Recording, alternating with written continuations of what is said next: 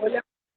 Listo, ya estamos grabando y también recuperamos a Susana. Dale, Susana, estábamos diciendo que te íbamos a dar la última palabra a ti porque estábamos un poco atrasados porque no dimos la clase de cuando se radicó el convenio 190. Entonces, dale.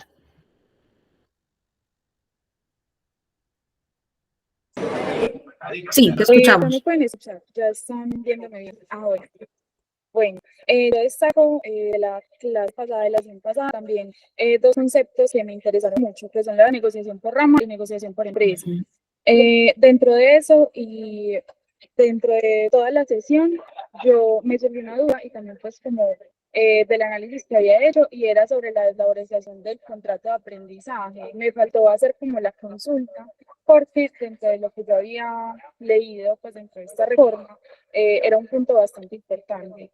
Me faltó pues como hacer esa pregunta y también destaco el tema que nos habló sobre la autosuficiencia de los estados y que esto podría beneficiar obviamente a la economía como tal del país, o sea, no traer tantos productos extranjeros que están compitiendo directamente con lo que nuestros agricultores, nuestros ganaderos y apicultores y muchas otras personas, pues muchos otros sectores económicos están produciendo. Y Muy ya, bien, básicamente esto. Muchas muchas gracias. gracias.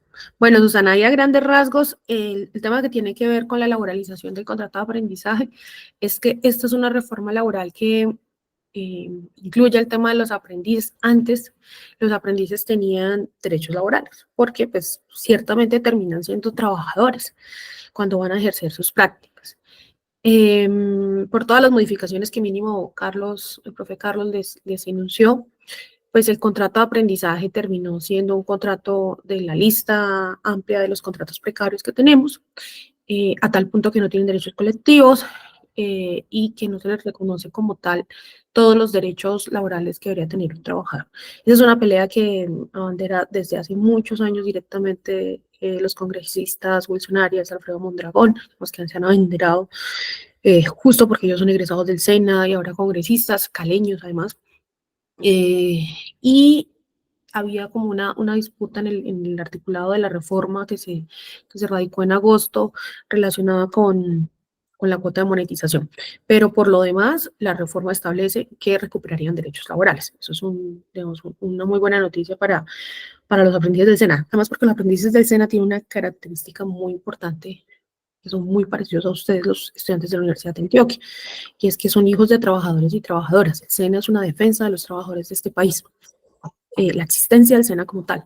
Entonces, los hijos del SENA, los hijos de los trabajadores del SENA y en general pues de los trabajadores del país, digamos, se han formado gracias a esa institución y digamos ahí también un valor simbólico muy importante en lo que representa el SENA y en lo que representan los aprendices del SENA para el país. ¿Sí?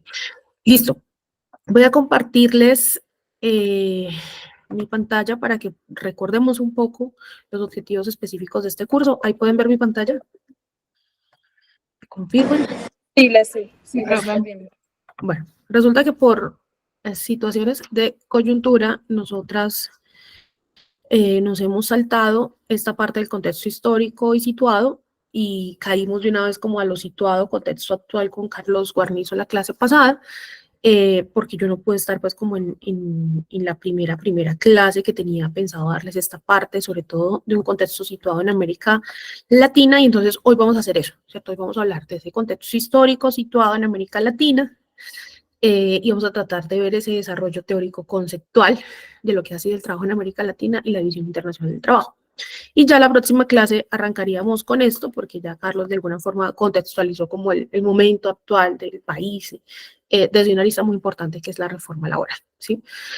Entonces, retomando esos dos objetivos específicos que teníamos, voy a dejar de compartir y entonces más bien vamos a darnos una conversada en la cual yo espero que ustedes sean muy activos, por eso cerré las participaciones ahí iniciales de cómo les había ido en la clase pasada, pero vamos a estar muy activos, vamos a prender la cámara, vamos a alzar la mano, vamos a escribir y vamos a estar como interactuando en esta primera parte muy fuerte porque más que venirles a transmitir a ustedes unos hechos históricos o unos antecedentes con una diapositiva de lo que ha sido el trabajo en América Latina, pues es más una intención de ubicarnos crítica y conceptualmente desde algunos autores de lo que ha sido el trabajo acá en esta región, que es muy distinto a lo que ha sido el trabajo en otras regiones del mundo. Listo, por ahí vamos a empezar. Entonces, lo primero es que cuando hablamos, digamos, una recomendación que yo les hago para la vida es que siempre que hablemos de cualquier tema, y pues, por supuesto en este caso para los temas del trabajo, traten de ver el mundo del trabajo situado. ¿Qué es el mundo del trabajo situado? Pues específicamente lo que es para nosotros, en este caso lo que es para Colombia, lo que es para la América Latina. ¿Por qué? No es lo mismo que yo me pare a estudiar el mundo del trabajo desde lo que fue la revolución industrial, desde lo que fue Europa, que además fue un referente muy importante, pero que tienen una diferencia sustancial con nuestra historia en América Latina. ¿Cuál será esa diferencia histórica?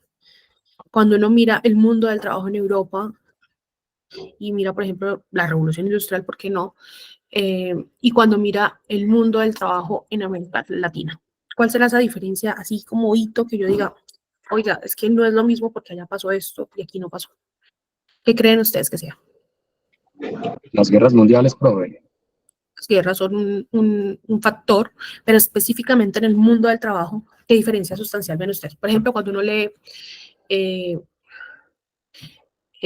no sé, en el caso de las feministas, cuando leo una Silvia Federici, y entonces Silvia le habla a uno de la revolución industrial y de los trabajadores en la industria y de las mujeres en la casa, y uno dice, ah, Europa. O incluso cuando uno ve toda la historia de Europa en términos del proceso industrial y uno ve América Latina. ¿Qué diferencia ve uno ahí? Juan. Profe, la consecución de derechos es diferente a la de América Latina. O sea, digamos que en Europa ha sido, nosotros adoptamos muchas cosas de las políticas y leyes europeas. Entonces nosotros vamos como rezagados siempre en esa consecución de esos derechos laborales, hablando específicamente. Eso es cierto. Y en términos generales, les doy un ejemplo. Yo no puedo hablar de la Europa industrial y las grandes organizaciones sindicales y movilizaciones y huelgas cuando allá sí ha habido proceso industrial. En cambio, en nuestra región ha habido una incipiente producción industrial. Digamos, aquí no hay realmente industria. Y hoy en día, si ustedes miran ya específicamente mucho más situado en Colombia, ¿qué tipo de industria existe en Colombia? ¿Cierto? Digamos, existe, sí, pero es muy incipiente. Eso cambia todo, porque, digamos, las grandes defensas por los derechos laborales en el mundo se sitúan en Europa, por la conquista de los 3 8, que es 8 horas de descanso, 8 horas de trabajo, 8 horas de educación. Es una gran defensa en las calles de un movimiento de trabajadores industrializado que logra una defensa de ese nivel, ¿cierto? Y tú lo dices, allá digamos, la organización, por ejemplo, por de que las mujeres trabajaran y se les pagaron nunca a los hombres o que los niños no trabajan en las fábricas. Y eso es importante, ¿sí?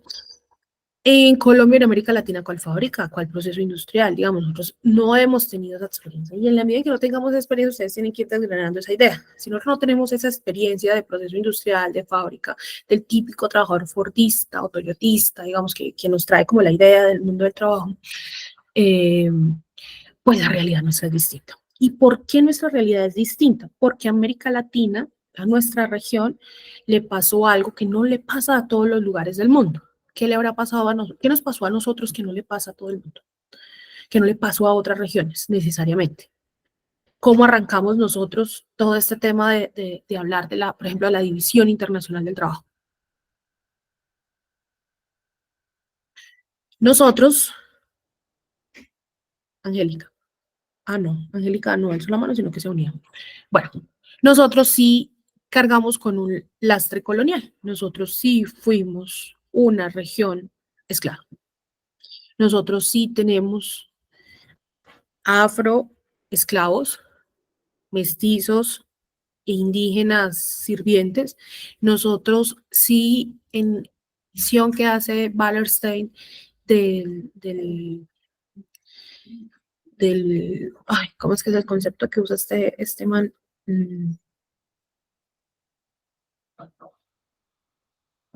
Ayúdenme,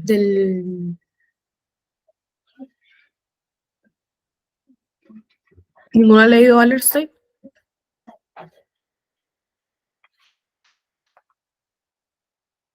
Que tiene que ver con que hay unos países que son periferia y otros países que son centro, ¿cierto? Y se me va en este momento el libro en el que él desarrolla su teoría de los países periféricos y de los países centro, pero básicamente es para decir eso, para decir que la configuración del mundo del trabajo siempre ha habido una división internacional, en donde hay unos que hacen unas cosas y otros que hacen otras, en donde hay una región como la nuestra, en donde fue esclavizada, en donde fue colonizada, en donde a costa del sudor, el cansancio y la sangre, dice Aníbal Quijano, fue que se construyó Europa. O sea, Europa nunca hubiese sido lo que fue, incluso lo que medio es, si no hubiese sido con la sangre y el sudor de América Latina. Eso dice Aníbal Quijano, un peruano que además les recomiendo que lean. Y me quedé pensando en Wallerstein, me quedé pensando en el hijo de madre nombre del libro, y no voy a poder avanzar si no lo busco. Espérenme un segundo. Wallerstein.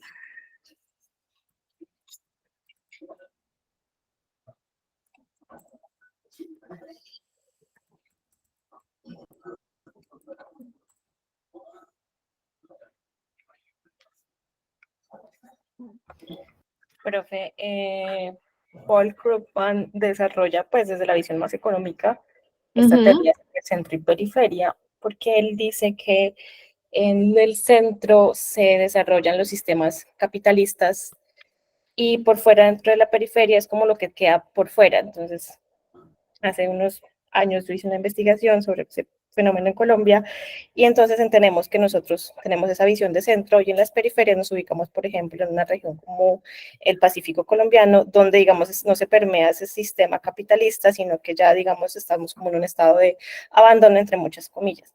Eso es una visión económica. No conozco al autor que mencionas, pero pues sí, Paul Krugman desde Muy economía. bien, pero sí, pero esa es en la misma línea. ¿Quién habló? Es que estaba buscando por allá el libro para tomar la participación. ¿Susana? Carol, profe. Carol, préndame la cámara. Carol. Ahorita. Listo. Sí, no, ya vi cómo se llama el sistema mundo, el sistema mundo. Wallerstein es el que habla del sistema mundo, ¿cierto? Y justo en esta misma línea, Carol, entonces él dice, hay unos países que son periferia, ¿cierto? Que están alrededor, y hay otros países que son centro. ¿Cuáles serían los países centro para el ejemplo que estábamos aquí desarrollando con Europa, que es lo más situado que nosotros tenemos? Pues un país centro sería Europa y un país periférico seríamos nosotros, una región periférica seríamos nosotros. ¿Por qué somos periféricos? Básicamente porque terminamos siendo como el jardín, el galpón de donde ellos proveen toda la materia prima, la llevan al centro, la transforman porque allí sí hay proceso industrial, allá sí hay fábricas, allá sí hay sindicatos, allá sí hay movilización, allá sí hay derechos y crecen económicamente hablando. Y esa es una de las explicaciones, ¿cierto? De por supuesto, de cómo el sistema capitalista se inserta en el mundo, ¿sí? Cuando Europa, y les decía, Aníbal Quijano, entonces el libro Sistema Mundo, cuando él habla de la teoría del sistema mundo, Wallerstein. Y cuando Quijano trata de dar una explicación ya más desde los estudios decoloniales, además de darle una importancia a lo que ha sido nuestra región, que no ha sido una región ni de atrasados, ni de falta de modernidad, ni de indígenas y tradiciones, sino que ha sido una región que fue colonizada, que fue esclavizada y sin la cual Europa jamás hubiese sido lo que fue. ¿Sí? Que yo creo que eso es muy importante. ¿Por qué? Porque si uno entiende que su región, que su país, que su historia es una historia que carga con un lastre colonial, que todavía lo tenemos, y que lo hemos emulado en las distintas formas de reglamentaciones, además que tenemos de leyes, de ley 50, de lo que ahorita posiblemente pase en el Congreso, de lo que pasa con los trabajadores de plataformas, de lo que pasa con otros los aprendices, o sea, que son como nuevas formas de esclavitud. Y cuando nosotros vemos eso, pues uno logra entender y deja de estarle poniendo los zapatos de Europa a los problemas de Colombia, ¿cierto? O a los problemas de la región. Porque yo no puedo hablar de que en el país o en la región entonces hay una baja concientización del sindicalismo y no se organizan y no se movilizan. ¿Pero quiénes? A los de las fábricas, pero si no hay fábricas. Ah, ¿verdad? Sí, no, eso fue en Europa. Claro. Entonces, es importante ver a Europa para ver su experiencia, ¿cierto? Es importante ver qué nos sirve de esa experiencia, pero tampoco hagamos un análisis comparativo con Europa cuando somos diametralmente distintos, pero adicional a eso, cuando nosotros sí pasamos por un proceso de esclavitud, cuando nosotros sí pasamos por un proceso en el cual era el cuerpo de los seres humanos al que se le extraía el valor y a la tierra y la naturaleza a la que se le extraía el valor para poder que un capitalismo se robusteciera en Europa. ¿Sí? Entonces, claro, ustedes miran, sí, profe, pero usted por qué está hablando de eso, la esclavitud se acabó, ya somos supercapitalistas, nosotros también, claro, pero ustedes tienen que ver que en la actualidad, después de muchos años, seguimos sin proceso industrial. Y entonces ahí hay una fecha muy importante. Resulta que la Organización Internacional del Trabajo, siempre con su idea, la Organización Internacional del Trabajo nace en 1919. Incluso antecede a Naciones Unidas. Eso es algo muy importante para los que somos laboralistas, porque quiere decir que antes de que naciera Naciones Unidas en el contexto de las guerras, de decir, oh, aquí estoy yo, Naciones Unidas, vengo a salvar el mundo, antes de eso había una preocupación en el mundo y era el mundo del trabajo. O sea, el mundo del trabajo era una preocupación. Y por eso en 1919 nace la OIT diciendo, a ver, pilas, tenemos que pensarnos en derechos laborales, ¿cierto? Claro, para el contexto de Europa, bien, pero empieza la discusión por los derechos laborales. Y luego cuando sale Naciones Unidas, lo que hace OIT es que se vuelve un apéndice de Naciones Unidas. Naciones Unidas pues queda arriba y absorbe, digamos, de alguna forma OIT y queda como uno de los organismos de Naciones Unidas.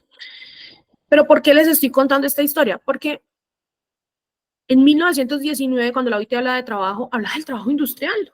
Y eso nos servía a nosotros para algo, para nada, porque nosotros no conocíamos eso. Nosotros trabajábamos en plantaciones sin derechos, como esclavos. O sea, eso no aplicaba para nosotros. Sin embargo, la OIT en 1970, como segunda fecha, hito, así muy saltada, por supuesto, en la historia, empieza a decir, oigan, a todas estas en la región, en América Latina, pasa algo distinto y no estamos viendo, y nosotros que somos la Organización Internacional del Trabajo, que vemos que el mundo, estamos como embarrándola en esa región que fue esclava o que sigue siendo, entre comillas, esclava, que siguen exportando materia prima, que solo producen materia prima, estamos cometiendo un error allá. Porque nosotros, porque hablamos de derechos laborales y de procesos industriales y de sindicalismo, cuando ya no hay fábricas.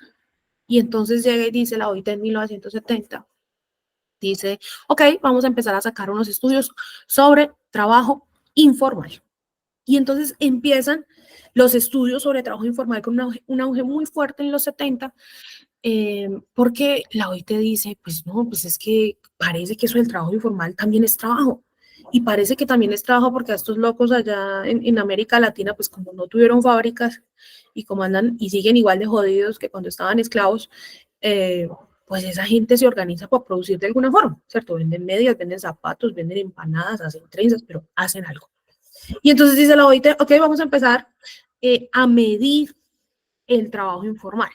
¿Cuál es el problema? Que empieza un tipo de medición muy lineal, muy de números, muy de, bueno, sí, los trabajadores informales son el 68% en América Latina, tantos en Colombia, tantos en Venezuela, tantos en Ecuador, y empieza una lectura muy lineal en el sentido de muy economicista, quizás sea la mejor palabra, de lo que es el trabajo informal, como de tratar de verlo, ¿cierto?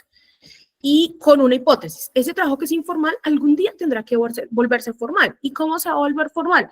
Porque en América Latina van a haber fábricas. Sí, pero pues era como la idea y el horizonte de una transformación de lo informal a lo formal en la medida en que los países implementaran fábricas, procesos industriales y esa masa informal pasara a ser formalizada con derechos laborales y con todo el cuento y el carreto de la OIT desde 1919, ¿cierto?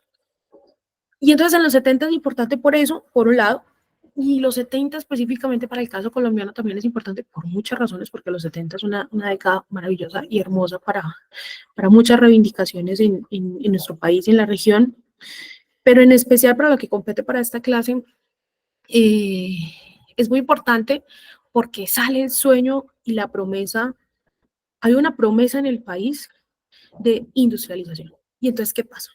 Todos los jóvenes y las personas y las familias en general que estaban en el campo, que además estaban sufriendo una violencia bien fuerte, empiezan a desplazarse por efecto de la violencia, por supuesto, muchos de ellos, pero también por efectos de búsqueda de nuevas oportunidades en esas fábricas y en ese proceso industrial que iba a nacer en nuestro país en los 70 y que iba a dar suficiente trabajo para que la gente pudiese tener ese referente o pudiésemos cuadrar por lo menos en ese referente europeo de transformación de materia prima, ¿sí? Porque nosotros hemos sido eminentemente un país de producción de la tierra y lo que sacamos de la tierra lo mandamos enterito al extranjero, ¿cierto? O sea, nosotros producimos flores para el 14 de febrero en bruto a costa de la tierra, porque la tierra queda infértil después de que tú tienes cultivos de flores, a costa de acabarle la vida a la tierra y a costa de acabar la salud de las mujeres, que además son mayoritariamente las que trabajan en las empresas de servicios temporales de las grandes floricultoras de este país, que además no son con contrato de trabajo directo, sino empresas de servicios temporales, otras de las figuras que vemos en esta clase. Y se nos acaban las dos cosas, se nos acaba la vida de las mujeres a través de los químicos y todo esto y la falta de derechos laborales por no estar vinculadas directamente con las floricultoras. Se nos acaba la tierra porque cultivar flores es supremamente contaminante para la tierra.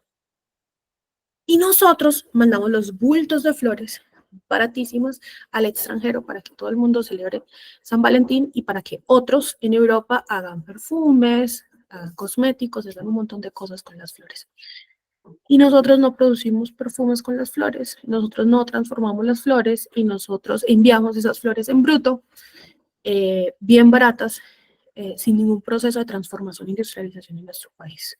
Ese es un ejemplo claro, pero pues está para la carne, pues está para todo, ¿sí? Entonces, volviendo a los años 70, en esta promesa de un proceso de industrialización fallido, pues llegan las personas del campo, y ahí muy en la idea también de lo que Carlos nos habló ahorita de la periferia y del centro, llegan las personas del campo a las grandes ciudades, y al estar en esas grandes ciudades, pues ¿dónde se van a ubicar si realmente el proceso de industrialización fue un fracaso, no existió? ¿Dónde se van a ubicar? ¿Dónde creen ustedes que van a vivir? Ya desde el punto de vista de los estudios urbanos y de la segregación espacial de los trabajadores en las ciudades. ¿Dónde se van a ubicar esos trabajadores que ya migraron del campo a la ciudad en búsqueda de nuevas oportunidades o por la violencia o por las dos? Llegaron a la ciudad, esa ciudad no tenía un proceso industrial, esa ciudad no tenía el trabajo prometido en grandes fábricas. ¿Dónde se ubicaron esas personas? ¿Quién me dice que esté concentrado en la clase? Los barrios populares, profe, en la periferia de cada ciudad. En la periferia de cada ciudad, como dice Juan, ¿cierto? Además, porque el crecimiento de nuestras ciudades, y esto es porque, digamos, una clase como esta combina todo con todo, porque el espacio en sí mismo, Harvey es uno de los autores que a mí más me gusta como aborda el tema de estudios urbanos y sobre todo del espacio, y de cómo es tan importante analizar espacialmente todos los problemas del mundo del trabajo, pues obviamente no dice problemas del mundo del trabajo, sino de la sociología en general. Pero espacialmente es muy importante también abordar los temas del mundo del trabajo porque te permite ver qué pasó en el momento histórico, incluso qué pasa hoy, ¿cierto? Entonces, si yo digo, qué coincidencia que los trabajadores informales, y hoy que estamos hablando de la economía popular, a partir del gobierno de Petro, pero también pues de otros estudios que le han metido un poco más la ficha a este tema de la economía popular, si uno dice los que están, hay muchas formas de decirle, hay gente que le dicen los cordones de pobreza, eso es periferia, otros que les dicen no, en las afueras, pero el punto es que claro, esas personas llegan y se ubican en las periferias de las grandes ciudades al no encontrar el famoso trabajo. ¿Y de qué empiezan a vivir, Juan? ¿Cuál sería su sustento? Si ya llegaron, no encontraron fábricas, todo fue un engaño, no hubo proceso Ventas informales. en ventas informales, como dice Susana, ¿cierto? Entonces empiezan a bajar de las periferias a los centros, y además les gusta ubicarse cerca a los centros también, ¿cierto? Porque es mucho más fácil bajar o acercarse y vender lo que puedan vender y tener economías de subsistencia. Hay algunos que dirían, no, profe, eso no solamente es subsistencia, realmente economía real, globalización desde abajo, como lo queramos llamar, pero digamos para no enredarnos, trabajo informal, en principio como lo llamaba la OIT.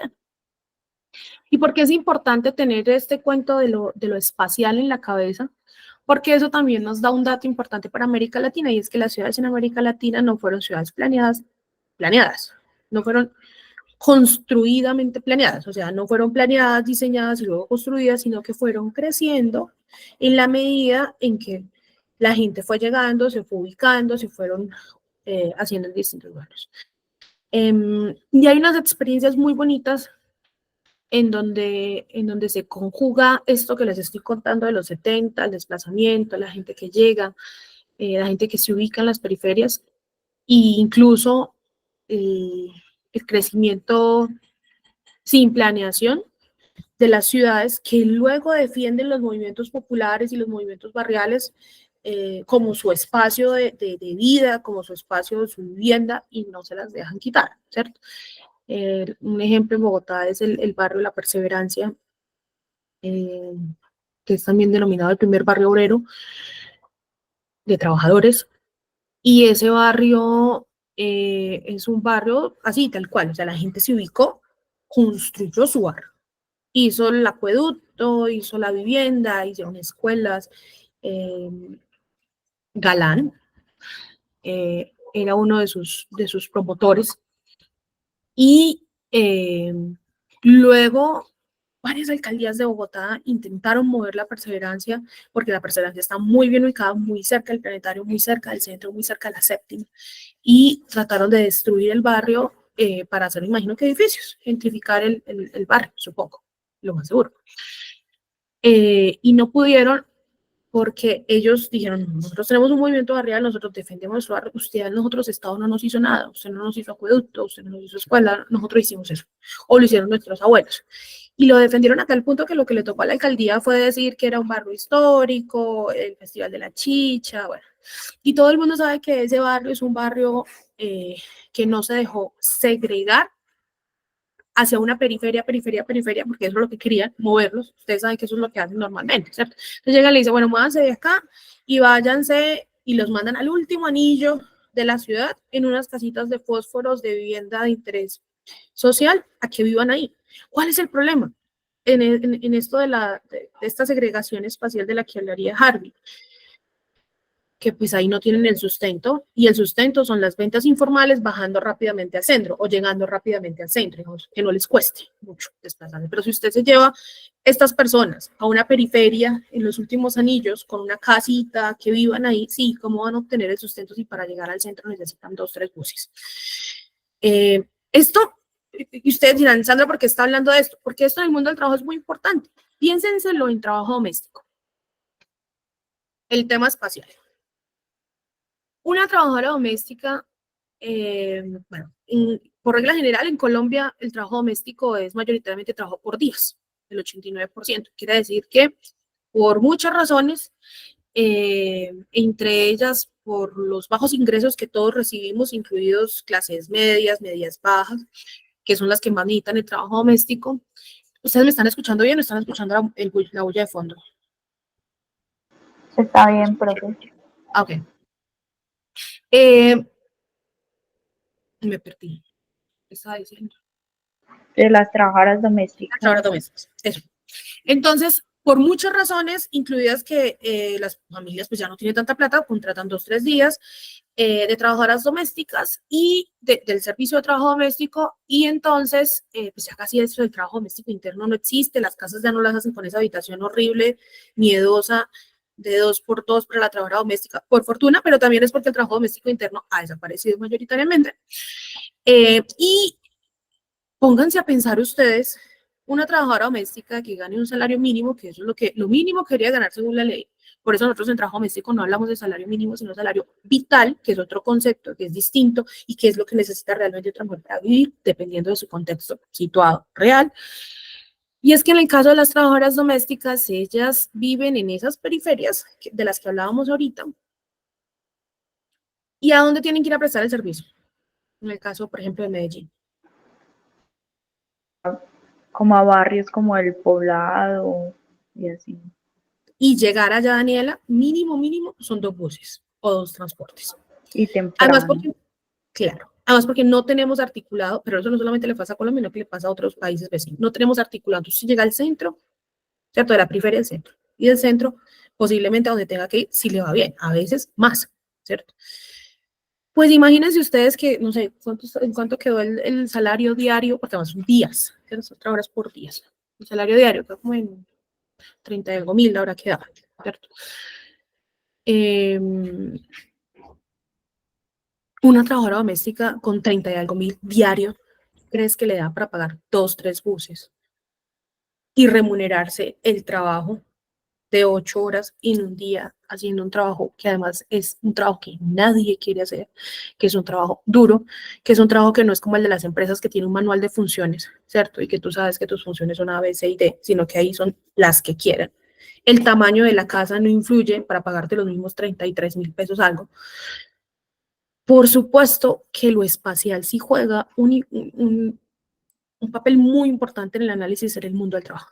No es lo mismo yo que soy abogada y me desplazo a mi trabajo y que puedo ir cerca de mi trabajo y llego en 15 minutos, ¿cierto? A una trabajadora doméstica que por más que quiera, no va a poder llegar en 15 minutos al trabajo. Además, porque la calidad de vida, imagínense 2, 3 horas en transporte público, de ida, de regreso, por esa plata. Entonces, ¿qué terminan haciendo las trabajadoras domésticas? Uy, no, yo no le trabajo por 30 y algo mil de pesos. Yo sé que ese sería el salario mínimo, pero es que mire que yo me gasto eso. Y entonces le dicen a la señora empleadora, yo mínimo por 70, y eso, pero cuando ellas dicen 70 es real, no es porque, ni tan siquiera porque los 70 le queden como para remunerar el trabajo, es lo que les cuesta desplazarse hasta allá, pero además ellos no están contabilizando el desgaste y el tiempo, la madrugada de las 2, 3 horas de ida y 2, 3 horas de regreso. ¿Alguien lanzó una manito?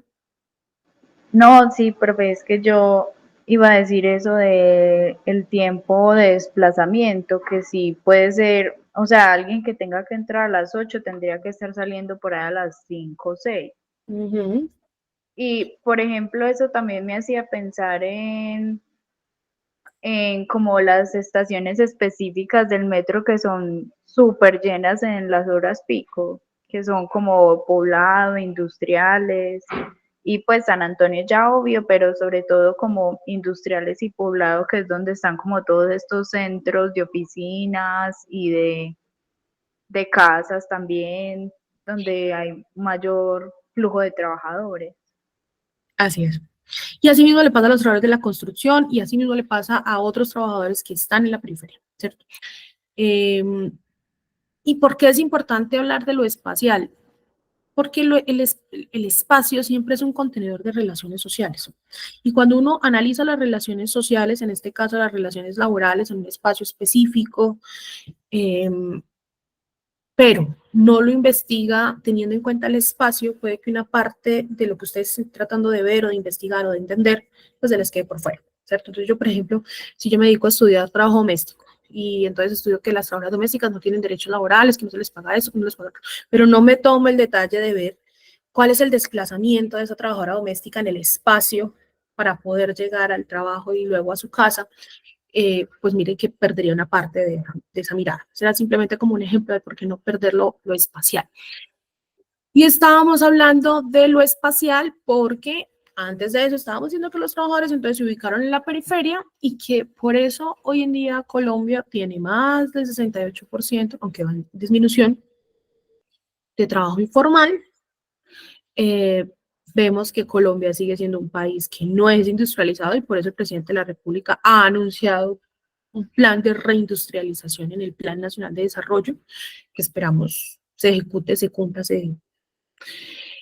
y se evalúe su impacto sobre la disminución de la economía informal. Pero adicional a eso, es importante entender que en los 70, cuando sale esta visión lineal de los trabajadores informales, pues en el mundo se empieza a hablar también de economías populares. Esto de las economías populares, en Colombia no somos así los más estudiosos, teóricos, investigadores de las economías populares. Lo hace muy bien la Universidad Nacional, el profesor César Giraldo, en el grupo de Economía de la Nacho, en Bogotá.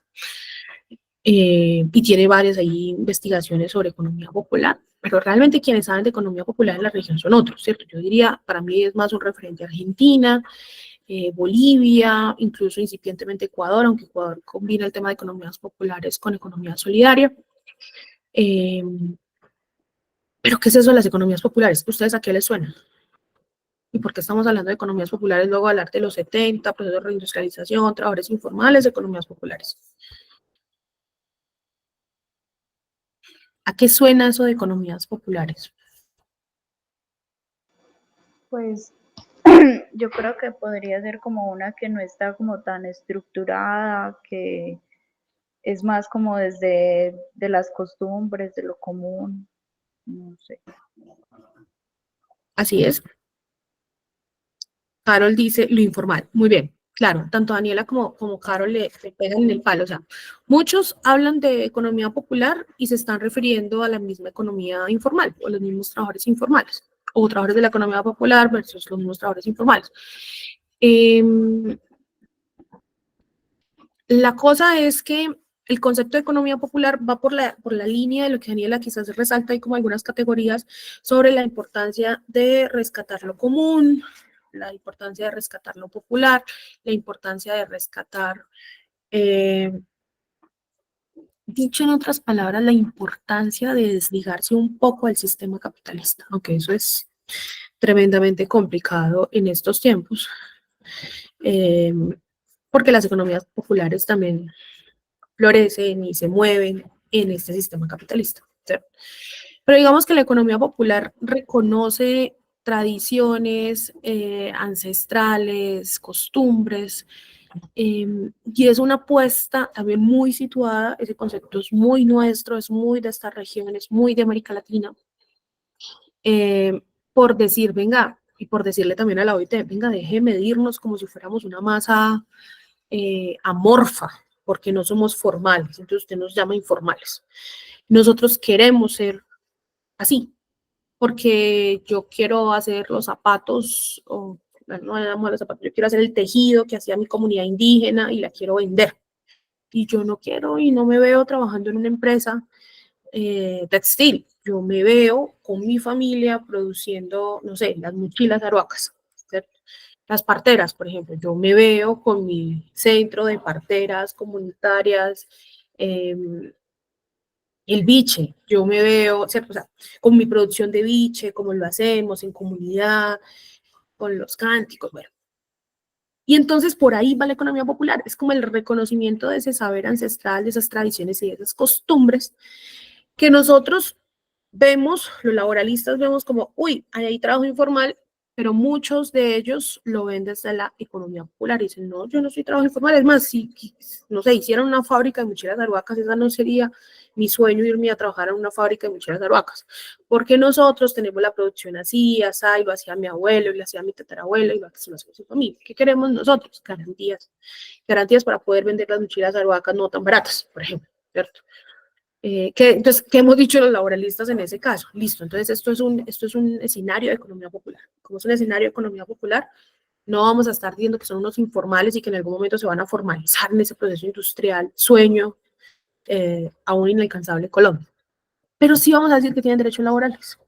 ¿Sí me hago entender? O sea, sí vamos a decir que aunque usted haga sus mochilas aruacas en familia, al interior de esa familia vamos a hacer reconocimiento de derechos laborales. O sea, todos van a ganar salario, van a tener prestaciones sociales, van a estar cubiertos de riesgos laborales, van a tener salud y seguridad en el trabajo, vamos a hablar de violencia, acoso en el trabajo, porque también es trabajo, a pesar de que sea ahí el patio en ustedes donde trabajan y donde hacen las mochilas.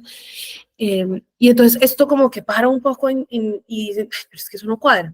Claro, porque si no es así, entonces ahí sí no caminamos nosotros laboralistas, ¿cierto?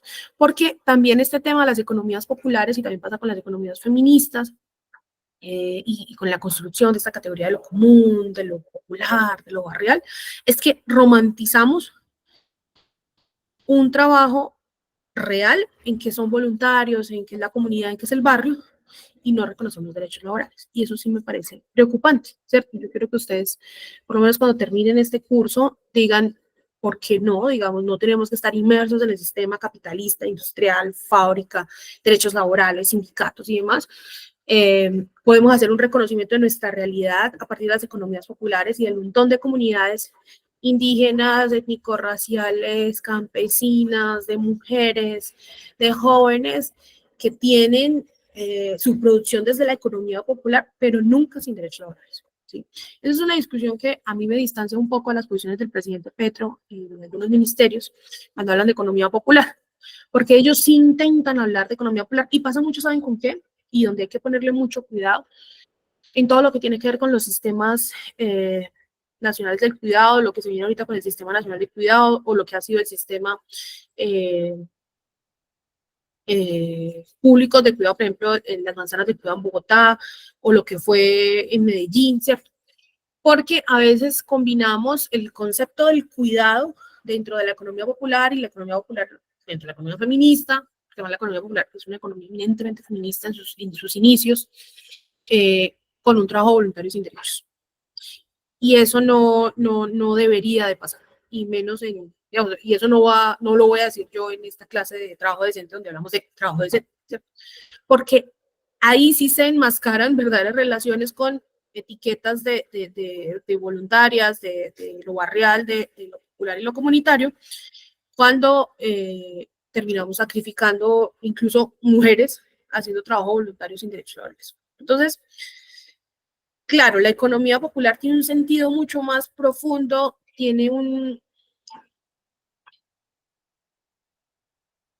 definición, ¿cierto? Que lo permite a uno ubicarse en que sí significa, la economía popular no es solamente la venta de cosas, sino que detrás de esa venta e intercambio de cosas hay otras cosas, incluso puede haber trueque.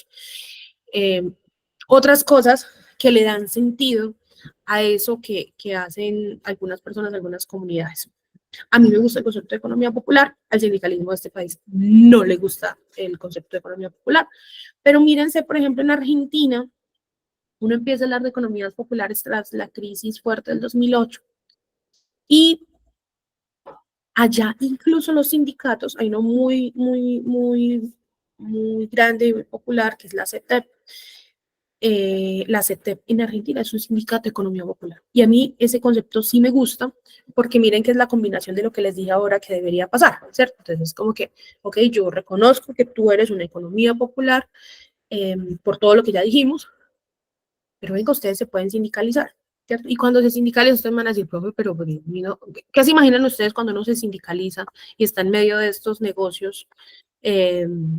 O de estos, a mí me gusta, yo odio la palabra emprendimiento, entonces prefiero llamarle unidades de negocio, unidades familiares. Unidades familiares es un concepto de Corallo, que de hecho es un autor que escribe sobre economías populares en Argentina y que me parece que es mucho más acertado. Pero ¿qué creen ustedes? ¿Cómo se viviría esa parte del trabajo decente que es? Porque hablar de trabajo decente es que me dejen sindicalizar, ¿cierto? ¿Cómo sería eso un sindicalismo en la economía popular? Para tratar de uno pensar una de las aristas del trabajo decente situadas en América Latina, porque las economías populares son de acá. Sarita. Profe, yo no sé si de pronto me equivoque, pero a mí lo que se me viene a la mente con estos sindicatos de economías populares sería de pronto una regula, pues que se pongan de acuerdo en qué precio ponerles a las cosas en empresas, en estas industrias pequeñas que trabajan lo mismo, por ejemplo, en las ventas informales, establecer como un mínimo de precios para que pues tengan una competencia sana. Esa podría ser una, claro, porque uno dice en un sindicato de economía popular, digamos que en Michel las Arhuacas, digamos con las Arhuacas, no hay empleador. Y si no hay empleador, entonces no hay sindicalismo, pregunto. ¿Qué haríamos en ese caso? ¿Quién es el empleador? ¿Con quién interlocuta, no sé, la Asociación de Mochileros de la Sierra Nevada de Santa Marta? Que está en un sindicato, digamos que ya está en un sindicato. ¿Cuál sería su interlocutor para la consecución de derechos desde el trabajo decente? ¿Qué creen ustedes? ¿Con quién hablarían? Claro, entre ellos, como dice Sarita, porque pueden organizar el trabajo, no competir deslealmente, organizarse para las ferias y demás. Pero si necesitan un interlocutor para la consecución de derechos laborales, así como lo dije ahora, no importa que tú seas cuidadora, que estés en las manzanas del cuidado, tú tienes derechos laborales. Igual, no importa que tú seas de la Asociación de Mochileros de la Sierra Nevada de Santa Marta, yo voy por la apuesta de que tú tienes derechos laborales. ¿Cuál sería su interlocutor? O sea, ¿cuál sería, quién fungiría como empleado? Sin serlo realmente, porque no tienen. ¿Qué creen ustedes? El gobierno. Muy bien, Alejandra. ¿Quién más? No hay otro. Y entonces ese es el secreto de los sindicatos de economía popular. En la CETEP en Argentina, justo lo que acaba de decir Aleja, ¿qué hace? Produce, y lo que produce lo distribuye, ¿cierto? Bien, se organizan, bien, pero adicional a eso tienen una agenda con unos derechos y unas reivindicaciones que le exigen al gobierno, a los gobiernos a nivel nacional, a los gobiernos a nivel local, a los gobiernos a nivel regional, como sindicatos. Ah, que es que yo no soy su empleador, diría la alcaldía de Medellín a las tinteras del Parque de Río, que lo hizo en su momento, que todavía lo sigue haciendo, y que lo va a hacer Fico. No, es que yo no estoy diciendo que usted mi empleador, yo lo que le estoy diciendo es que yo soy un sindicato de la economía popular que produce tinto en el Parque de Río desde hace más de 30 años, que lo hacemos con nuestras familias, y necesitamos una garantía mínima. Y la garantía no es solamente de disfrute del espacio público, porque de disfrute del uso del espacio público, del uso y disfrute del espacio público, perdón. No, porque pues pasará, si es como que, señor alcalde de Medellín, pues yo estoy en el Parque de Río, confianza legítima, que es el principio que me permite a mí estar en un espacio por muchos años y que luego la policía no venga y me mueva, ¿cierto? Ustedes conocen el principio de confianza legítima en el trabajo informal, y tiene que ver con que hay unos trabajadores que ya tienen su espacio ganado y no pueden llegar a moverlos de la noche a la mañana porque es un lugar de trabajo. Pero la reivindicación no va por el solo uso y disfrute del espacio público. Ya la reivindicación va, señor alcalde, pues resulta que nosotras no estamos por alguna razón en el CISBEN, no nos han encuestado, tenemos tantas casas en alto riesgo, usted tiene un programa de vivienda como alcaldía, pero adicional a eso le cuento que tenemos tantos menores de edad escolarizados porque nos quedamos sin cupos, y adicional a eso, a nosotros nos gustaría ver la posibilidad de que en el Parque de Río haya campañas sobre la erradicación de la violencia y el acoso, porque es que ese es mi lugar de trabajo, y allí pasan un montón de cosas y yo no quiero que sigan pasando. Ah, pero hay otro problema adicional. Resulta que pues nosotras como trabajadoras, vendedoras de tinto del Parque de Río, estamos sufriendo de cistitis, no tenemos cómo hacer el recambio de una toalla higiénica y necesitamos baterías de baños, porque ese es nuestro lugar de trabajo desde hace 30 años. ¿Ustedes qué creen? Eso se le podría pedir a la alcaldía de Medellín. Ahí hay una batería de derechos. Educación, vivienda, salud sexual y reproductiva, violencia, dice Alejandra, claro. Y en esa línea es que se han venido construyendo los sindicatos de la economía popular. Me parece bellísimo porque es como una combinación entre, listo, yo tengo este negocio, digámosle negocio, pero esta unidad familiar. Producimos esto, pero adicional a eso estamos en un sindicato y desde el sindicato vamos a hacer la distribución desde lo común, desde lo popular, vamos a hacer todo lo que más podamos por mantener esos principios en alto, que es bien complejo, pero digamos, tratando de desprendernos de ese mundo capitalista que nos pone a competir y que nos pone a estar en un escenario de rendimientos. Aquí puede haber trueque, pueden haber otras formas de intercambio.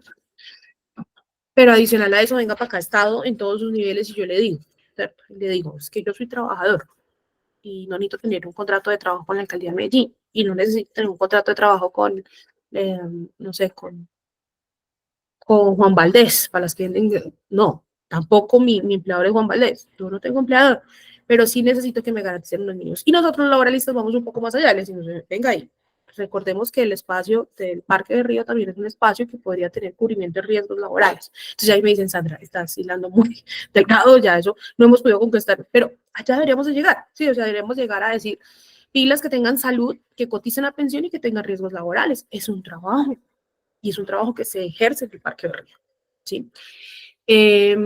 Y hay un elemento importante que no podemos perder de vista en las economías populares, y recuerden que estamos hablando de las economías populares y del trabajo informal, que para nosotros es similar, es cierto, porque es nuestra realidad situada del mundo del trabajo en América Latina y en Colombia, ¿cierto? O sea, esa es la clase de trabajo que nosotros tenemos mayoritariamente en el país. Pero a eso hay algo importante, y después de eso le doy la palabra a Santi, y es todo este cuento de las rentas básicas. ¿Se acuerdan de los pañuelos rojos por allá en pandemia? Algunas ciudades dieron renta básica, que es como que, ¿cuál es el problema de la renta básica? Pues la hiperfocalización, no ubican bien a las personas, son una miseria. Pero la renta básica en estos sindicatos de la CETEP de Argentina, de economía popular, es un pilar necesario para una de las cosas que reivindican estos sindicatos. Entonces, ¿qué dicen los sindicatos? Usted me deja existir en el espacio público con mi negocio y yo me organizo al interior como yo popularmente lo decida. Dos, una batería de derechos sociales, de bienes públicos sociales que usted como gobierno me tiene que dar en la línea de lo que decía Alejandra: educación, salud, vivienda, erradicación de violencia, salud sexual y reproductiva, que yo tenga toda mi seguridad social, no solamente salud en el CISBEN, porque si no tengo toda la seguridad social, pues por ejemplo me pierdo la licencia de maternidad, me pierdo las incapacidades, no todo, la batería. Pero adicional a eso, un tercer pilar, y es que, y miren que estos dos primeros son derechos laborales y sociales, pero un tercero que sea la renta básica o rentas mínimas vitales. Y ustedes dirán, ay, eso ya está hablando de rentas, está hablando de subsidios, eso fue lo que nos sirvió, miren a Venezuela, como dicen por ahí, se volvió perezoso. No, es una renta que no me permita a mí caer en la pobreza, o sea, que me permita trabajar con mi negocio de venta de mochilas o de tinto en el Parque de Río, que me permita tener derechos laborales con todos los juguetes y acceso a los bienes públicos sociales que me tiene que dar el gobierno en distintos niveles, y renta básica. ¿Por qué sirven las rentas básicas en el caso de las economías populares? Porque es que sirven, alivian y evitan que tú caigas en extrema pobreza.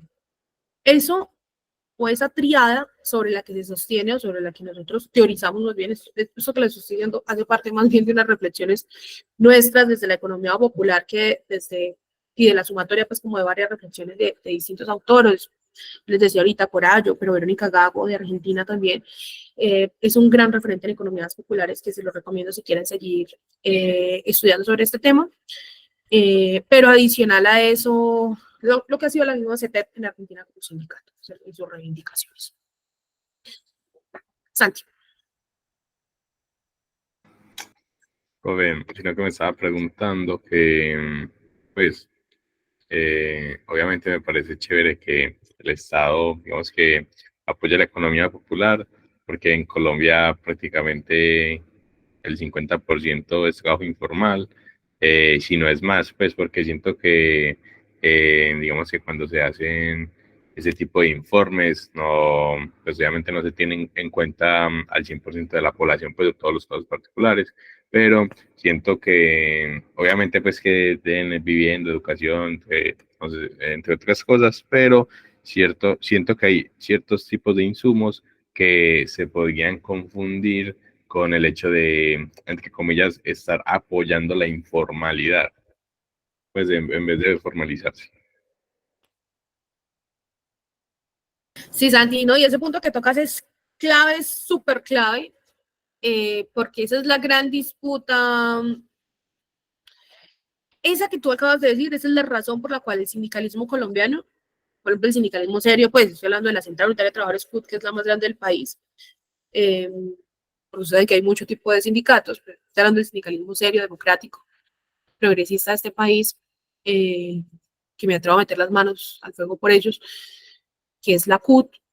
Ellos, justo en esta línea que tú resaltas, Santi, ellos dicen, sí, usted entonces me está diciendo que la gente tiene que estar en la economía popular, que la gente tiene que estar en la informalidad y que ya todo chévere, y entonces no tengamos proceso industrial, y entonces no le demos derechos laborales a la gente, y entonces, no, pues legalizamos el problemita que tenemos de lo informal y quedamos todos contentos. Y esa es la razón por la cual el sindicalismo, la CUT, por ejemplo, no le camina a las economías populares, ¿cierto? Y yo creo que tienen mucha razón, al igual que como lo resalta Santiago, pero ni mucho que me el santo, ni poco que no la alumbre, dice mi mamá, no podemos irnos a los extremos. Yo no quiero romantizar las economías populares, porque romantizar las economías... ¿Saben qué está pasando hoy en el país? Hoy en el país, con este cuento de las economías populares, se están metiendo un montón de emprendimientos. Es que yo siento que hay unas diferencias sustanciales entre hablar entre emprendimientos y economías populares. Es que un emprendimiento es que yo decida como, no sé, tengo un pequeño capital familiar y yo diga voy a, no sé, exportar tornillos. Pero las economías populares, miren que el ejemplo que yo les ponía era distinto, ¿cierto? El hilo es tan delgado que es muy difícil sacar unos y otros. Pero, claro, porque terminan no legalizando todo por la vía de los emprendimientos, del apoyo a los emprendimientos, de los derechos para los emprendimientos, ¿cierto? Igual, pues siempre tienen que tener derechos laborales, porque un emprendimiento finalmente es una micro, pequeña, mediana empresa, ¿cierto? Y ya si hablamos de empresas, pues es eso, una empresa pequeñita, sí. Las que son mayoritariamente en el país también, porque también es cierto que nuestra estructura empresarial mayoritariamente son estas chiquis, estas pequeñas y medianas empresas las que tenemos en el país. Pero yo pienso, Santiago, en defensa de las economías populares, que hay que ponerlo como una transición. O sea, hay que decir como las economías populares son esto, y si existen tienen que tener derechos laborales, porque es que hoy existen, Santi, y no tienen derechos, ¿cierto? Entonces yo como lo veo, como una transición. Como que, bueno, todo lo que hay hoy de economía informal y economía popular, es todo eso que le conté ahorita a las tinteras es cierto. O sea, no era un ejemplo, es cierto. No tienen campañas para erradicación de violencias y acoso, no tienen baterías sanitarias, solo han negociado que no las muevan del espacio público, entonces no las mueven, pues ya 30 años de perdido. Muchas de ellas no están ni tan siquiera encuestadas en el CISBEN, no tienen salud, no tienen nada. Tienen menores que tienen que llevar al parque, entonces los niños son violentados, acosados en el parque, o sea, pasan un montón de cosas que no desearíamos que pasaran, porque el Estado se desentendió de las tinteras del Parque de Río, ¿cierto? O sea, digo, no, pues ellos venden ahí, es problema de ellos, no tienen empleadores, es problema de ellos, no es problema de ellos.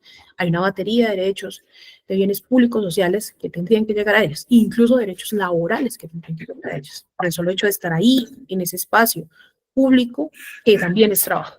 Que además del convenio 190 sobre violencia y acoso en el lugar de trabajo, que estábamos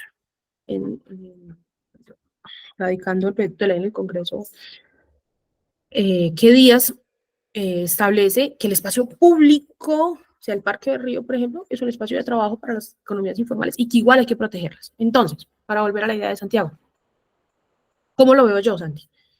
En este momento no hay nada en el espacio público donde están las ventas informales o de economía popular. No hay nada, y no hay derechos, y no hay garantías, nada. Si nos organizáramos, o si se organizaran en asociaciones, sindicatos, como quieran, y dijeran, bueno, internamente nos vamos a organizar así, decías ahorita por ahí unas ideas de, bueno, no competimos, pilas, vamos por una agenda reivindicativa de derechos laborales, y eso se lo vamos a pedir al gobierno en sus distintos niveles. Pero sin negarles el tránsito a la economía formal, ¿sí? O sea, en este momento necesitamos esto de inmediato para esto que ya existe, para esto que ya funciona desde hace 30 años, ¿cierto? Pero si usted quiere hacer el tránsito a la economía formal, pues hágala, digamos, a la economía formal, al trabajo formal.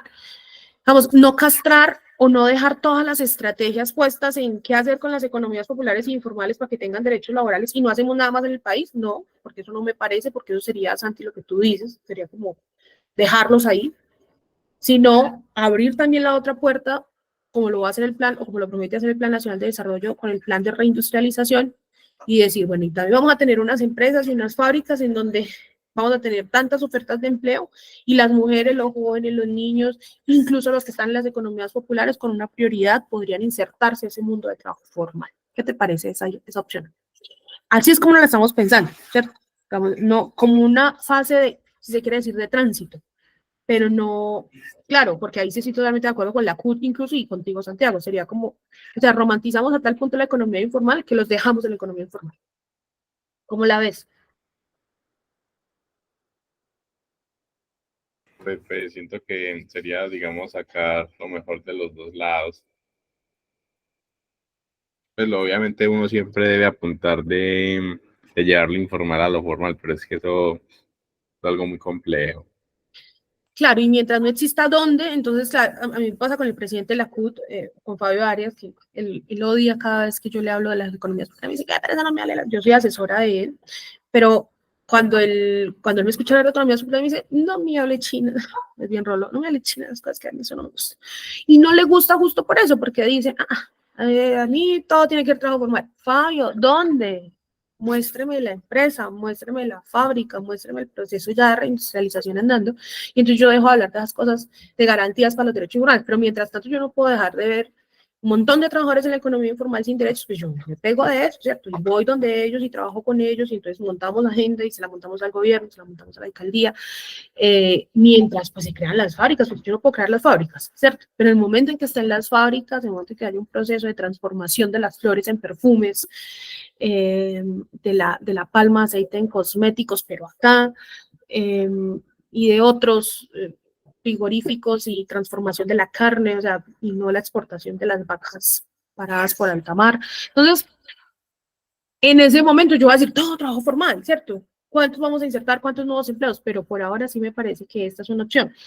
Y que es una opción que podemos ver desde el concepto de la informalidad o desde el concepto de la economía popular. Listo. Cerrada esa idea, esa es nuestra realidad en América Latina, digamos, eso es como una fotografía situada. Cuando hablamos de la división internacional del trabajo, porque ya dejamos claro como lo de Valerse y el sistema mundo de países centro y países periféricos, ¿cierto?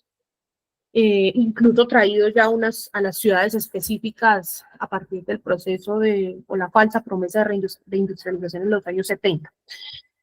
Ahora, cuando yo hablo de la división internacional del trabajo, ¿de qué estoy hablando? ¿Qué me dice esa categoría? ¿Qué les dice a ustedes la categoría de división internacional del trabajo? Que va muy ligado a lo que acabo de decir.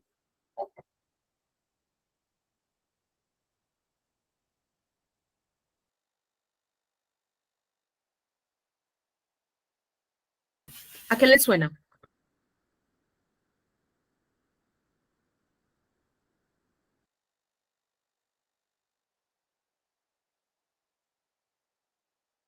División Internacional del Trabajo, lo que suene. ¿A qué suena eso? A ver.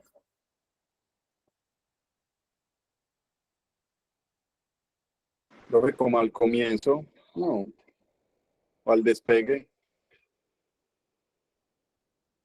La división internacional, sí, la división internacional del trabajo finalmente lo que nos está diciendo es que hay unos trabajos que son, la división internacional del trabajo se combina, se articula con el concepto de racialización del trabajo también. El concepto de racialización del trabajo inicialmente, bueno, han trabajado varios autores, pero a mí me gusta trabajarlo con Quijano, con Aníbal Quijano, el peruano que les decía ahorita, porque lo que nos dice este concepto de racialización del trabajo es que a partir de ese proceso de colonización del cual nosotros fuimos una parte importante de la historia, construimos la historia a partir de ese proceso de colonización y de esclavitud, un proceso de racialización del trabajo. ¿Qué es la racialización del trabajo? Pues decir que de acuerdo a tu color, no solamente tu color, sino de acuerdo a lo que tú representas en la sociedad, tienes un trabajo. ¿Sí? Entonces, si tú eres negro, afro, tu trabajo es ser esclavo. lo decía ahora al principio. Si tú eres indígena, tu trabajo es ser sirviente. Si tú eres blanca, blanco, más bien blanco porque a las mujeres les pasan otras cosas, tienes derecho a tener salarios, por ejemplo, ya ahí sí puedes ser trabajador con salarios.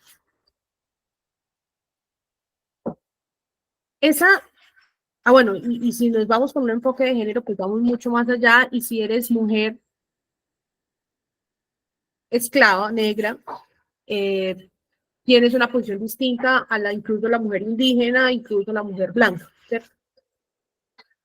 Incluso la diferencia entre hombres y mujeres del mismo color de piel. Pero yo no quiero que entiendan el concepto de racialización del trabajo por el color de piel, sino más por su posición en un momento específico, ¿cierto? Porque esto no es solamente del color de la piel.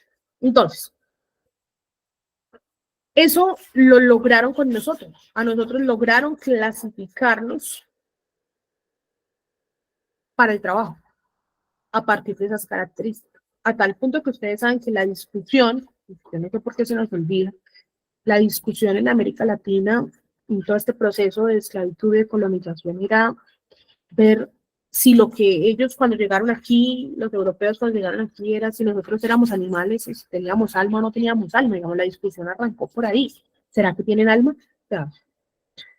Entonces, todo esto de la División Internacional del Trabajo lo que nos dice es que el trabajo en el mundo, a partir de esa racialización del trabajo, el trabajo en el mundo también tiene una división, ¿cierto?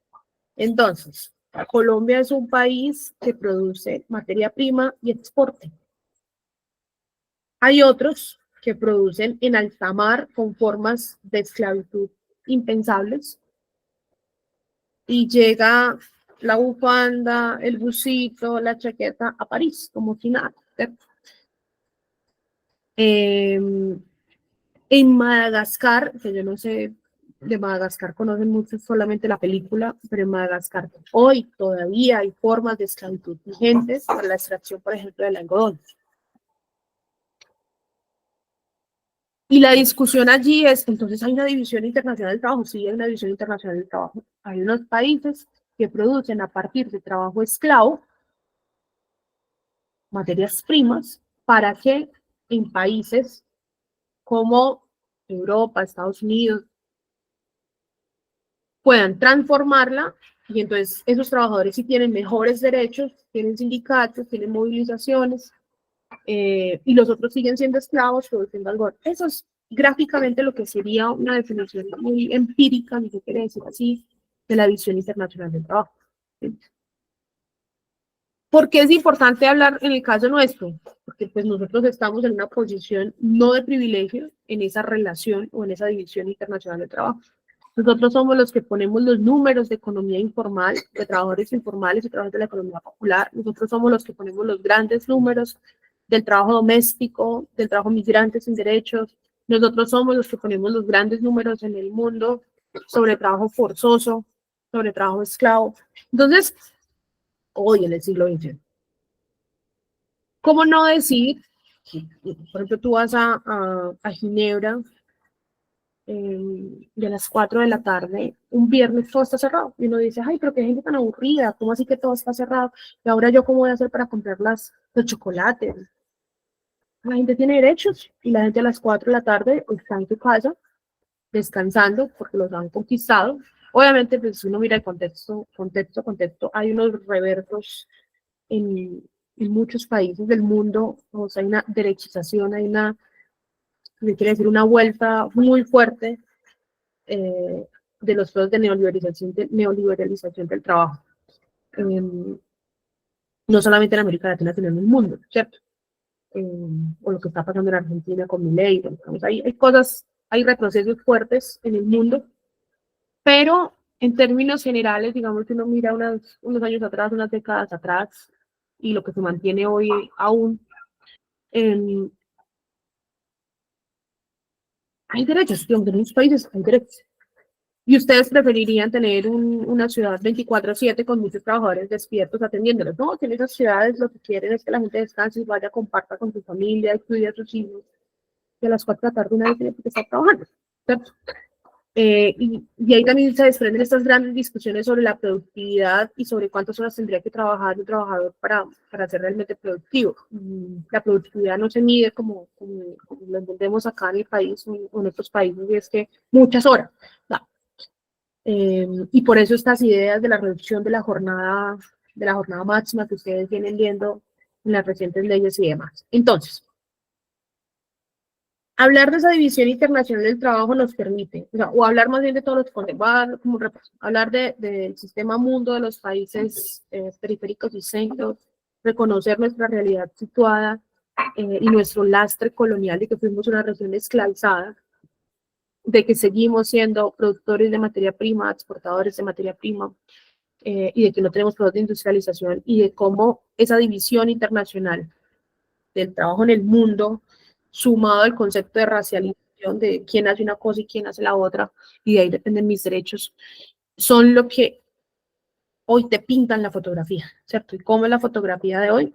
Una fotografía con una alta población en la economía informal, en la economía popular, unas altas tasas de desempleo, aunque si uno mira el microdato para este año, el desempleo bajó, como lo dicen los economistas, como lo dice el ministro Bonilla. Digamos, estructuralmente hay un problema de empleo y sigue habiendo un problema de falta de fábricas e industria para la inserción de la mano de obra, ¿cierto? Digamos, creo que eso es clarísimo.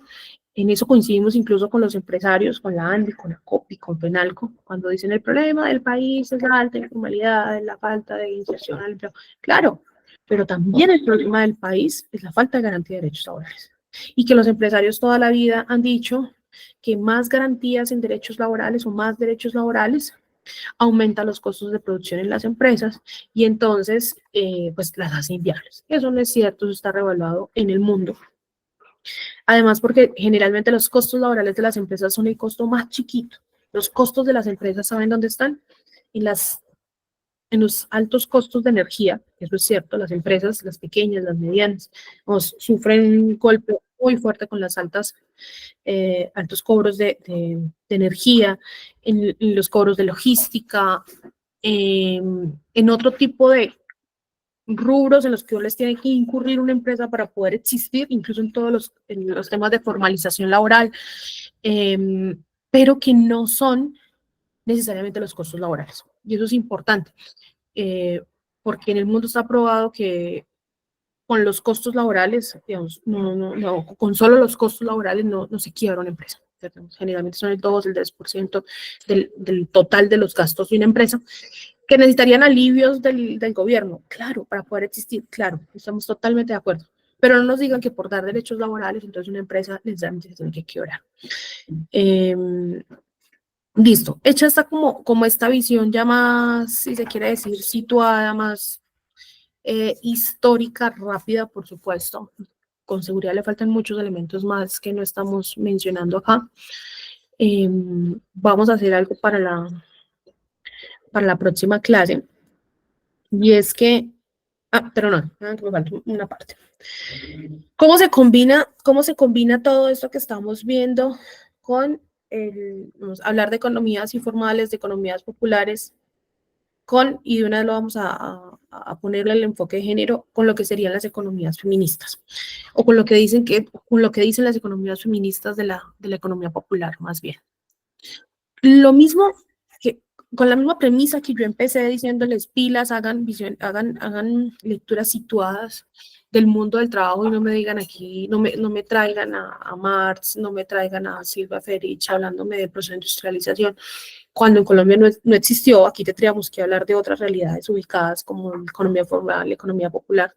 Lo mismo pasa en los análisis del trabajo, del cuidado remunerado y no remunerado como trabajo en Europa y en América Latina, ¿sí?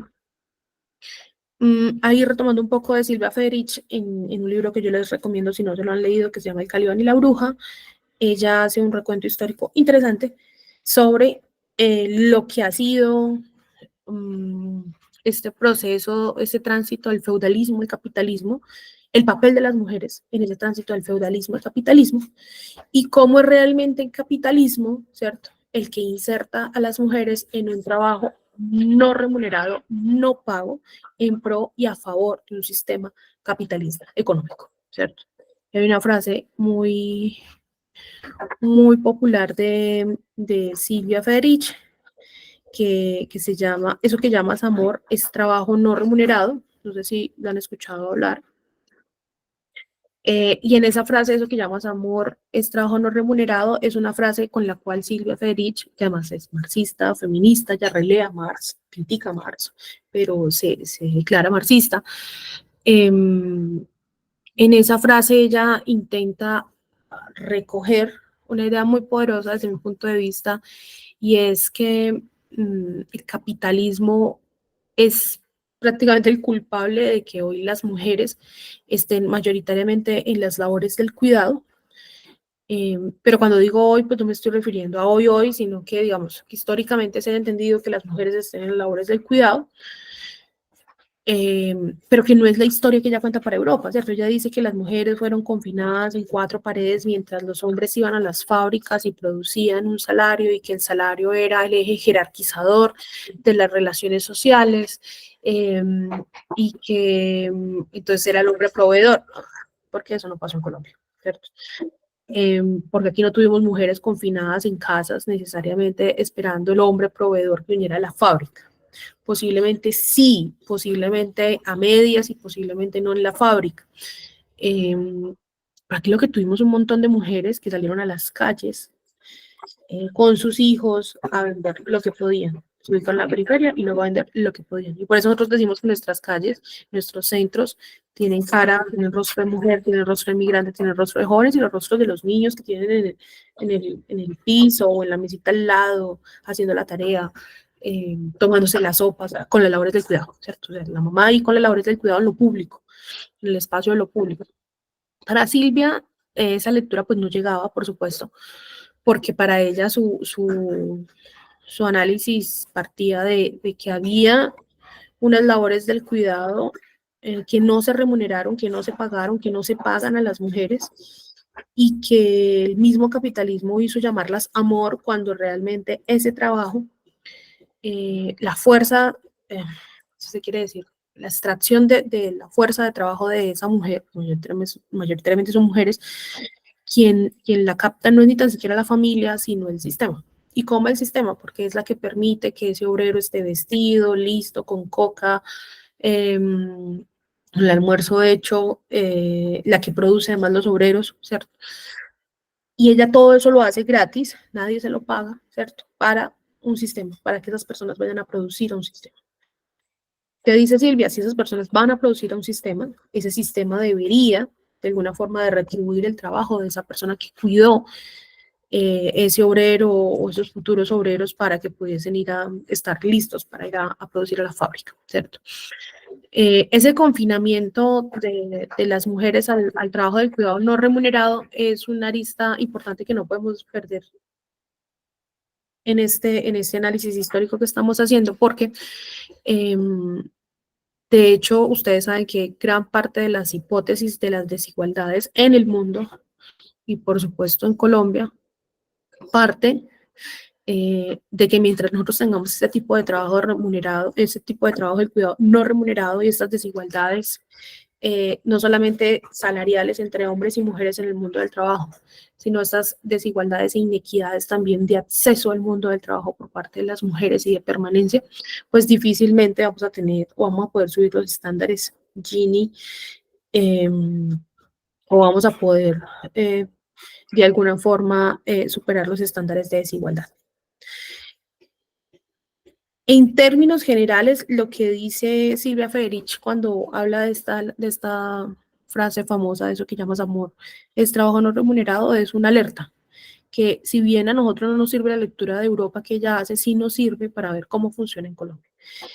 Y Verónica Gago, la argentina a la que les hablaba ahorita, hace como una relectura de lo que podría ser el papel de las mujeres en América Latina y se acerca un poco más que Silvia Federici y lo hace desde la categoría de lo común. Algunos de ustedes ahorita me hablaba de la categoría de lo común. Y ella termina diciendo, Verónica Gago, diciendo, miren, en nuestra región porque es que Silvia Federici siempre habla de dos espacios, el espacio de lo público y el espacio de lo privado. Y entonces dice, el espacio de lo público es donde están los hombres, el éxito, la remuneración, el salario, ¿cierto? Y el espacio de lo privado donde están las mujeres con el cuidado no remunerado, desvalorizado, invisibilizado. Y por eso cuando usted le pregunta a un niño, su mamá, ¿qué hace? Entonces el niño dice, no, no hace nada, ¿cierto? Es porque la historia misma, y digamos, y la forma como el capitalismo se construye, se reconstruye y se remodifica como lo hace todo el tiempo, es construyendo también narrativas que permitan que ese trabajo del cuidado no remunerado, pues nadie lo pague, ¿cierto? Y eso de mi mamá no hace nada es una forma también de invisibilizar el trabajo del cuidado no remunerado. Pero eso dice Silvia, lo público y lo privado, ¿cierto? ¿Qué dice Verónica Gago? Hay tres, lo público, lo privado y en el caso de América Latina, lo común. Y a mí eso me parece bien interesante porque ella incluye la categoría de lo común para decir, vamos a hacer una lectura, sí, toda América Latina. Y esa es la tarea de la próxima clase. Tratemos de chequear teóricamente, búsquense autores que hablen sobre la categoría de lo común. Por supuesto, léanse a Verónica Gago qué piensa ella de la categoría de lo común y por qué esa categoría de lo común nos sirve a nosotros para leer el mundo del trabajo en América Latina y específicamente en una visión muy situada para Colombia. ¿Listo? ¿Qué les parece? ¿Estamos todos o ya nos fuimos?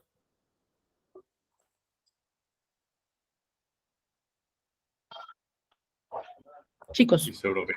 ¿Listo? Entonces yo les mando el parrafito ahorita de la tarea específica, pero es sobre lo común, sobre la categoría de lo común, y nos pegamos una conversadita la próxima clase y por ahí arrancamos. ¿Les parece? Sí, profe, muchas gracias. Listo, Gracias. profe. Sí, profe. Perfecto. Tengan un buen fin de semana. Un abrazo. Igualmente, profe. Hasta luego. Adiós, hasta luego. Gracias, profe. Gracias, profe. Feliz día.